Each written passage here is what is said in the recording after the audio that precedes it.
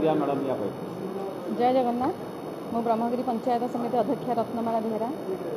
आज पूर्वतन विधायक श्रीजुक्त गोपबंधु पात्रंकर 97तम जन्म जयंती एवं से मध्य ब्रह्मगिरी ब्लॉक प्रतिष्ठाता थिले। किंतु आजिर यही कार्यक्रम मते मुख्य अतिथि भाव आसन अलंकृत करने को निमंत्रित होइछि। तेणु से निजक गर्व अनुभव करुच्ची। किंतु आगामी वर्ष को जो भाया भाव में आज जो कार्यक्रम है या आहरी केमती आहरी अधिक अधिक उन्नत हो आसो से निश्चित भाव चेष्टा करी। देखो मैडम गोपबंधु दासकर प्रतिमूर्ति आपणकर पंचायत समिति कार्यालय में पूजा पाँच कि दुखदायक घटना ब्रह्मगिरी गाँव बर्तमान विच्छिन्न हो पड़ी गोपबंधु पात्र ना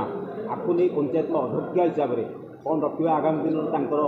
जो संस्कृति कला जो शिक्षा जो व्यवस्था रही बंची रखापी आप कौन रही निहाती भाव में मुझे उत्तर देवी कि से गोपबंधु पात्र जो राजनीति जीवन आरंभ करते से टोटाली टंकार प्रलोभन देखा जाऊना कि मद मांसर प्रलोभन देखा कि कौन प्रकार भोजी भातर प्रलोभन देखा से परिश्रम कर राजनीति जीवन आरंभ करते परिश्रम कर ना रखिले। किंतु आज जो आजिका एबेकार पीढ़ी जी मुझे चेयरमैन हिसाब से अनुभव करछि आज टंका ना तो तुम राजनीति तुम के ठिया पार कि राजनीति रक्ष तुम माने कहवाटा ही भूल हम। तेणुक से महान पुरुषों नीति आदर्श को जेपर्यंत तुम प्रेरणा मन में रखिन जेपर्यंत आदर्श को तुम निज भाव में समस्त पाखे प्रेरणा करना से पर्यंत कौन प्रकार कार्यकारी हो पारे। तेणु मुझे समस्त को अनुरोध करुच्ची नीति आदर्श को आपणाते भाया महान पुरुषों को निज भाव में समस्त भाव में प्रकाश परिप्रकाश कले निहत भाव में आम ब्रह्मगिरी ब्लॉक और ब्रह्मगिरी निर्वाचित मंडली 1 नंबर ब्रह्मगिरी निर्वाचन मंडली परिणत आगामी दिन में यार निष्पत्ति राज्य सरकार निहत भाव में चेष्टा करी। बिहारी बंधु पल्लई सभापति गोपबंधु पात्र स्मृति कमिटी। सर देखो आज 97तम जन्मवार्षिक उत्सव आपण आज पालन कर ब्रह्मगिरी पंचायत समिति गृह तो गोटे कथा ब्रह्मगिरी निर्वाचन मंडली नुहे सारा ओडिशा रे गोपबंधु पात्रंकर अनेक ना अच्छी ये गठनमूलक शिक्षा स्वास्थ्य अनेक प्रकार से संग्राम कर ब्रह्मगिरी माटी तो आज कहीं बर्तमान देखा मिली गाँ आज भी परिचय आज गाँव विच्छिन्न हो पड़ी तो आज तार सभा कमिटी तार आयोजन कौन अच्छे सीधा सड़क या प्रतिक्रिया। गोपबंधु पात्र तो मु कही सारी से आधुनिक ब्रह्मगिरी निर्माता एवं आमर ब्रह्मगिरी अस्मितार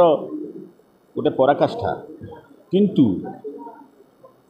प्रचलित राजनीति रे समयक्रमे आमर जो नैतिक अधपतन घटी विशेषकर आमर समाजर जो अधपतन पर किए दायी आपण मैंने जानूे जो मैंने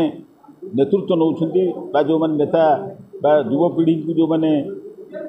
दिग्दर्शन दौरान आज से नैतिक अधपतन जो गोपबंधु पात्रंकर जो व्यक्तित्व तांकर जो प्रगाढ़ समाज प्रति जो निष्ठा और दान सेटा मलिन हो जाइए जमीती सुना धीरे पंख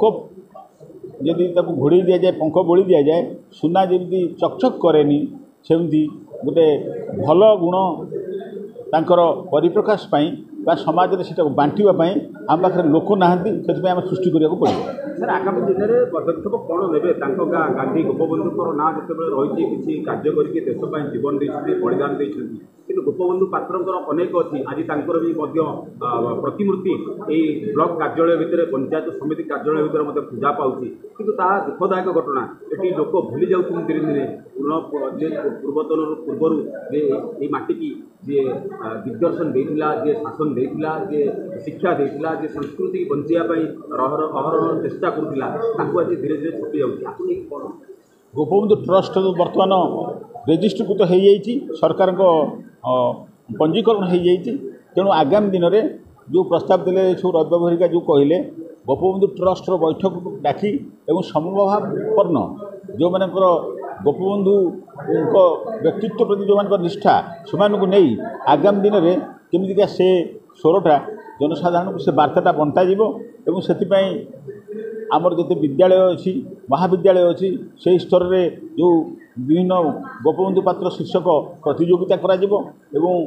ता परवर्ती पीढ़ी आम गोटे गोपबंधु पात्र समस्त विषयवस्तु को नहीं ब्रह्मगिरी सामाजिक समस्या को नहीं गोटे पत्रिका प्रकाश करने निष्पत्ति नहीं अनेक ट्रस्ट काम सामाजिक सेवा यदि क्रियाशील करने आम चाहूँ।